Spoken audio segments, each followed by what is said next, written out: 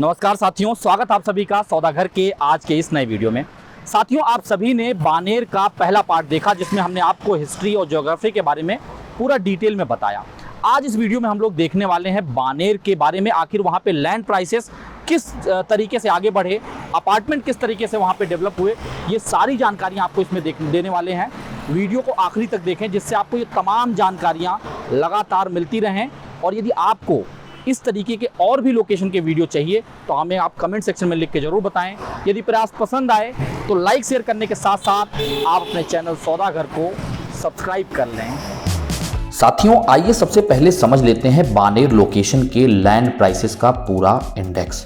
अगर हम देखें आज के टाइम से सीधा चलें 1995 में, तो उस समय यहाँ पे लैंड प्राइसेस हुआ करते थे 150 से 200 रुपए पर स्क्वायर फीट। यानी कि हमने आपके सामने इंडिकेटिव एवरेज प्राइसिंग रखा हुआ है।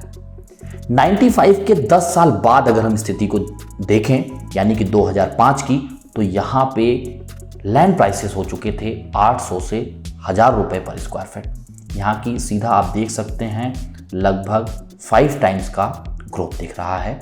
वहीं 2015 आते आते यहाँ पे लैंड प्राइसेस हो जाते हैं 4000 से 5000 रुपए पर स्क्वायर फीट। अगेन 10 साल में आपको 5 गुना प्राइसेस बढ़ते हुए दिख रहे हैं। यहाँ समझने वाली बात यह भी है कि 1998 में हिंजौड़ी फेज 1 आईटी पार्क अनाउंस होता है, उसका गठन होता है और उसके चंद सालों बाद ही वहाँ पे काम चालू हो जाता है। वही कारण है कि यहाँ पे रेट काफ़ी तेज़ी से बढ़े और 2005 के बाद अगर हम देखें तो 2008 में भी यहाँ पे काफ़ी तेज़ी से प्राइसेस में एप्रिसिएशन दिखा था। वहीं अगर हम आज के समय की बात करें यानी कि 2021 की, तो यहाँ पे लैंड प्राइसेस एवरेज 7000 से 7500 रुपए पर स्क्वायर फीट में हैं। यानी कि कुछ अंडर डेवलप लोकेशन जो कि गुंठेवारी के आसपास हैं, वहाँ पे रेट अभी भी 4000-5000 रुपए पर स्क्वायर फीट है। लेकिन प्राइम लोकेशंस मेन रोड पे यहाँ पे प्राइसेस 10,000 रुपए पर स्क्वायर फीट तक भी जा रहे हैं और हमने आपको यहाँ पे एवरेज प्राइस दिखाने का प्रयास किया है। यानी कि साथियों, आप इस ग्राफ में भी साफ देख सकते हैं पिछले 25 सालों में, यानी कि 1995 से अभी तक यहाँ पे जो लैंड प्राइसेस का ग्रोथ दिख रहा है वो 35 से 40 टाइम्स दिख रहा है, जो कि अपने आप में काफ़ी ज़्यादा अप्रिसिएशन दिखा रहा है।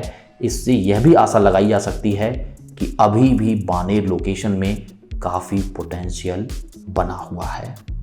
साथियों, बानेर के लैंड प्राइस को समझने के बाद आइए हम इस लोकेशन में बने अपार्टमेंट्स और उसके पास्ट, प्रेजेंट और फ्यूचर की बात कर लेते हैं। यहां पे अगर हम देखें तो ऑर्गेनाइज्ड कंस्ट्रक्शन की शुरुआत सन 2000 के बाद ही शुरू हुआ और इसके पहले यहां पे मैक्सिमम लैंड पार्सल खाली था या फिर चुटफुट गुंठेवारी कंस्ट्रक्शन हुए थे और कई लोगों ने अपने आलीशान बंगलो भी इस लोकेशन में बनाए हुए थे। लेकिन ज्यादातर हिस्सा यहां पे ओपन ही था, जिसमें मुख्य रूप से यदि हम कुछ प्रोजेक्ट्स की बात करें जो कि 2000 के बाद कंस्ट्रक्शन चालू हुआ ऑर्गेनाइज सेक्शन में, तो उसमें है कपिल मल्हार जो कि बंगलो सोसाइटी है। श्री बाल डेवलपर्स के द्वारा इसका कंस्ट्रक्शन शुरू किया गया। वेस्कॉन पैराडाइज सोसाइटी है, ये भी बंगलो सोसाइटी है और वेस्कॉन के द्वारा ही ईव्स गार्डन प्रोजेक्ट की शुरुआत हुई। ईव्स गार्डन जो है एक तरीके से अपार्टमेंट फ्लैट्स यहाँ प्रोवाइड किए गए और सन 2000 के बाद ही 2000 और 2001 में ही सुप्रिया संकुल का भी कंस्ट्रक्शन शुरू कर दिया गया जो कि श्रॉफ ग्रुप के द्वारा बनाया जा रहा था। यानी कि जो मेजर फ्लैट कंस्ट्रक्शन शुरू हो रहा है यहाँ पे वो 2000-2001 में शुरू हो रहा है। लेकिन वो चंद सोसाइटीज थी जो हमने यहाँ पे नाम बताए और चिटफुट 1-2 और थे। 2005 आते आते यहाँ पे कुछ नए कंस्ट्रक्शन की भी शुरुआत हो जाती है, जिसमें बड़ा नाम है वसंत विहार का जो कि बंगलो सोसाइटी है और यह प्रोजेक्ट परांजपे स्कीम्स के द्वारा बनाया जाने लगा 2005 में। वहीं दूसरे नाम की बात करें तो एंजॉर कोऑपरेटिव हाउसिंग सोसाइटी का नाम आता है जो कि न्यू फ्रंट ग्रुप के द्वारा बनाया जा रहा था। इसका भी कंस्ट्रक्शन 2005 में शुरू किया गया और वहीं श्रेयस कोलेनेट का भी कंस्ट्रक्शन 2005 में शुरू कर दिया गया।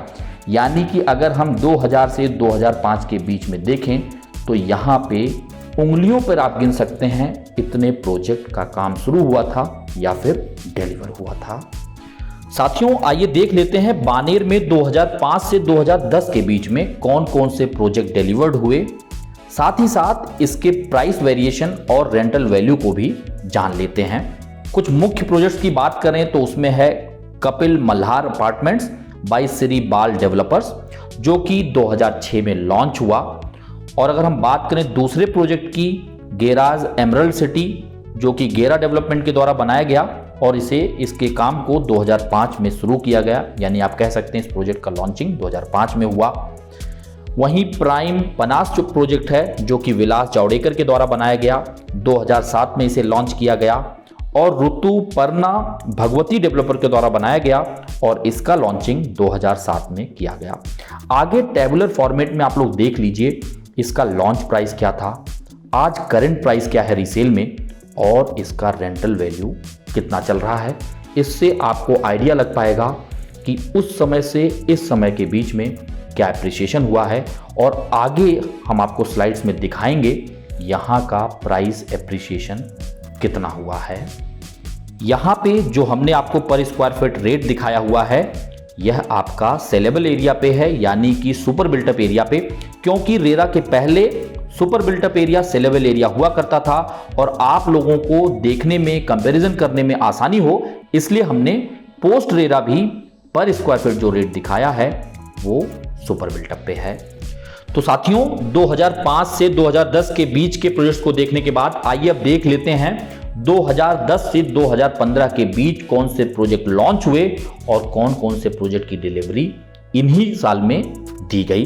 तो इसमें आपका आ जाता है Regency Cosmos by Regency Group, जिसे 2005 में लॉन्च किया गया और 2012 आते आते इसको पूरी तरीके से पोजीशन दे दिया गया।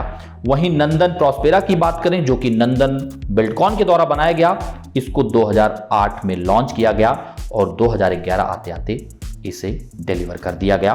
वहीं प्राइड प्लेटिनम की बात करें, जो कि प्राइड ग्रुप के द्वारा बनाया जा रहा है, इसे 2008 में शुरू किया गया और इसके पोजीशन को 2012, 13, 14 और अभी भी कुछ सेगमेंट उसमें अंडर कंस्ट्रक्शन में है, क्योंकि यहां पे पोजीशन फेज वाइज हैंडओवर किया गया।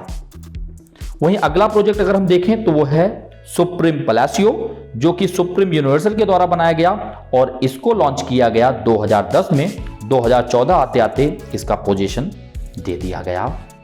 आगे टेबुलर फॉर्मेट में आप लोग देख लीजिए इसका लॉन्च प्राइस क्या था, आज के करंट सिनेरियो में इसका रीसेल प्राइस क्या है और साथ ही साथ करंट रेंटल वैल्यू यहाँ पे क्या चल रहा है, वो भी टेबुलर फॉर्मेट में आप लोग देख लीजिए। मैं दोबारा आप लोगों को बताना चाहूंगा, यहाँ पे जितने प्राइसेस हमने दिखाए हैं ये सुपर बिल्टअप के ऊपर पर स्क्वायर फीट रेट है, जिससे आपको आसानी हो रेरा के पहले के प्रोजेक्ट को भी समझने में और रेरा आने के बाद जो प्रोजेक्ट आए हैं उनको समझने के बारे में भी, क्योंकि आगे अभी हम आपको 2015 से 2020 के बीच में कौन कौन से प्रोजेक्ट डिलीवर हुए हैं उसकी बात करने वाले हैं। यदि हम देखें 2015 से 2020 के बीच में कौन कौन से मेन प्रोजेक्ट जो है डिलीवर हुए हैं, तो उसमें है आपका लेगेसी होम्स बाय कस्तूरी डेवलपर्स, जिसमें अगर हम लॉन्चिंग ईयर की बात करें तो वो है 2013। वहीं अगर हम द बाल्मोरल एस्टेट की बात करें, जो कि अगेन कस्तूरी डेवलपर के द्वारा ही है, तो इसे जो है 2012 में लॉन्च किया गया। अगले प्रोजेक्ट को अगर हम देखें एमेडोर, जो कि सुप्रीम यूनिवर्सल के द्वारा बनाया गया, इसे 2014 में लॉन्च किया गया। अगले प्रोजेक्ट की बात करें तो वो है 24 के सेरेनो, जो कि नाउ रियल्टी के द्वारा बनाया गया और जिसके मार्केटिंग पार्टनर हैं कोलते पाटिल। इसका जो लॉन्च हुआ वो 2013 में किया गया। और अगले प्रोजेक्ट की बात करें जो कि है Aurelia by KVD developers and associate, जिसे कि 2013 में लॉन्च किया गया। टेबुलर फॉर्मेट में इस पूरे पीरियड का भी आप देख लीजिए कि इन सारे प्रोजेक्ट्स का क्या लॉन्च प्राइस था, क्या इसका आज की डेट में रीसेल प्राइस है और यहाँ का रेंटल यील्ड कितना चल रहा है, यानी कि रेंटल वैल्यू क्या है, वो भी आप लोग देख लीजिए। साथियों आइए एक बार ग्राफिकल रिप्रेजेंटेशन से समझ लेते हैं कि यहाँ पे प्राइस इंडेक्स किस तरीके से ऊपर आया है, रेंटल वैल्यू किस तरीके से बढ़ी है। इसे एक बार आप लोग चार्ट के माध्यम से देख लीजिए। ग्राफ में आप लोग साफ देख सकते हैं कि बानेर लोकेशन में 2010 के बाद से चाहे आप प्रॉपर्टी प्राइसेस की बात करिए या फिर आप रेंटल वैल्यू की बात करिए, काफ़ी ज़्यादा एप्रिसिएशन दिख रहा है। यह लोकेशन एक तरीके से औंध के पास होने की वजह से, हाईवे से अच्छी कनेक्टिविटी होने की वजह से, और यहाँ से हिंजौड़ी जिसे जाना है या फिर जिसे सेंटर ऑफ द सिटी की तरफ ट्रेवल करना है, उनके लिए काफ़ी स्ट्रेटजिक लोकेशन है। और यही कारण है कि इस लोकेशन ने काफ़ी अच्छा एप्रिसिएशन दिखाया है। अभी इस लोकेशन में मेट्रो का काम भी चल रहा है, तो ये आशा जरूर की जा सकती है कि यहाँ पे प्राइसेस बढ़ेंगे। लेकिन पिछले कुछ सालों में यहाँ पे प्राइसेस इतने ज़्यादा बढ़े हैं कि अब कोई शार्प ग्रोथ होता हुआ इस लोकेशन में नहीं दिख रहा है। साथियों, यहाँ पे तमाम प्रोजेक्ट जो है वो अंडर कंस्ट्रक्शन में भी हैं, जिसको हम अगले पार्ट में लाएंगे, जिससे आप एक एक प्रोजेक्ट को देख पाएं, उसके एनालिसिस को आपको बताने की कोशिश करेंगे, उसके रिव्यू को भी हम इसी तरीके से एक ही वीडियो में समराइज करने की कोशिश करेंगे। आप सभी को सौदागर का प्रयास कैसा लगा, हमें कमेंट सेक्शन में जरूर लिख के बताएं, और किस लोकेशन का आप डिटेल इस तरीके से देखना चाहते हैं, हमें वह भी कमेंट सेक्शन में बताएं। और लगातार रियल एस्टेट से जुड़ी जानकारियों से जुड़े रहने के लिए अपने चैनल सौदागर को सब्सक्राइब करके बेल आइकन को प्रेस कर लें। अपने जानने वालों तक भी हमारे चैनल को शेयर करें, जिससे हर किसी का ज्ञानवर्धन हो सके और हमें प्रोत्साहन मिल सके। जल्द मिलेंगे एक नए वीडियो के साथ, एक नई जानकारी के साथ। तब तक के लिए धन्यवाद, नमस्कार। एक्शन हो गया, चलें, बोलो। कि हिस्ट्री और जियोग्राफी के बारे में बताया,